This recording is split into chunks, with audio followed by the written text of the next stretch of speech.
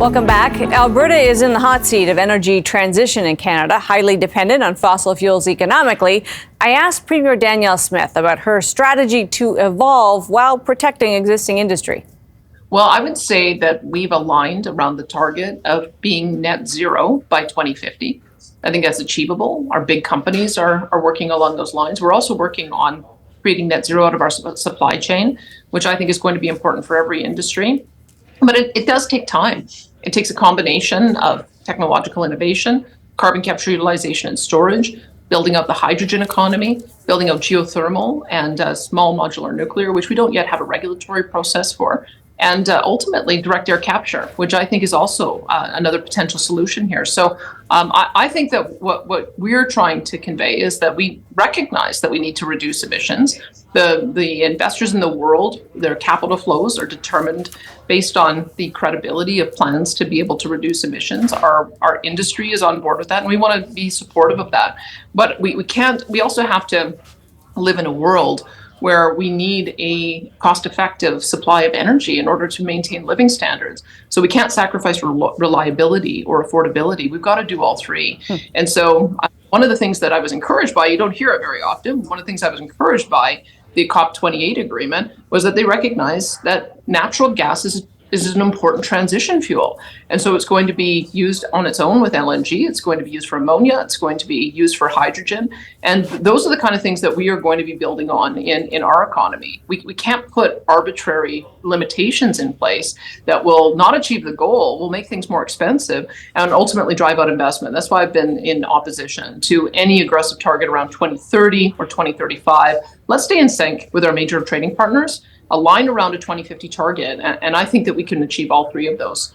There is some concern about recent policies that seem to be anti-solar and wind, restrictions on development that some have said could cost billions in new capital.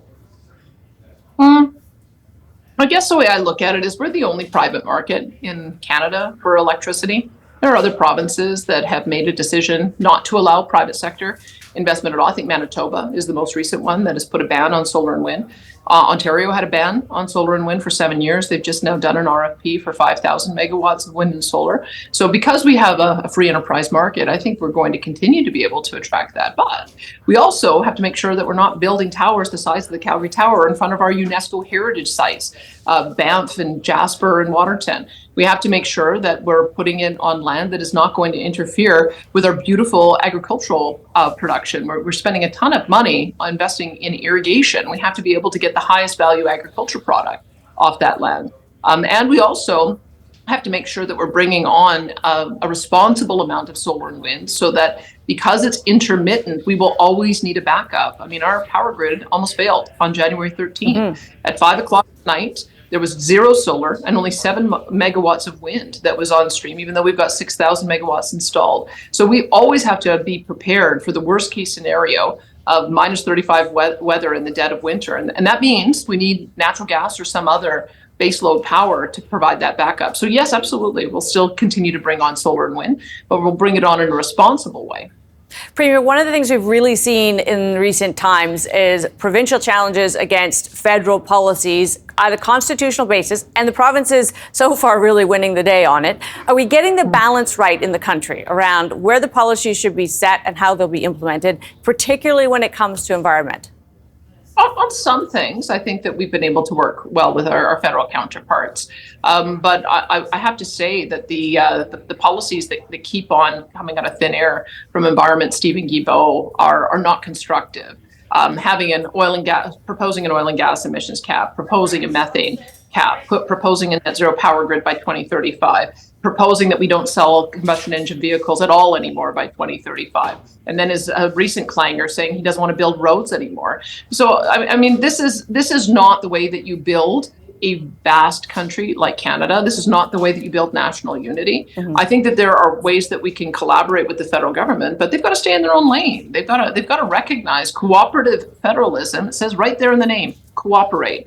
And we haven't seen very much cooperation out of this environment minister. That being said, I've got a great relationship with some of the other ministers. Francois Philippe Champagne is such a champion of industry, no matter where they're located, whether it's in Quebec or Ontario or Alberta. And I just wish that more of that attitude was pervasive in all of the departments of government. But as long as Guilbeault continues to announce policies that would be devastating for our industry, that are really aimed to completely phase out fossil fuels and shut down our production, we're going to fight back against that. He's got no constitutional authority to do that. Still ahead, Alberta has been at the center of some lightning rod political debate. We're talking to the Premier about the role it plays in a united Canada.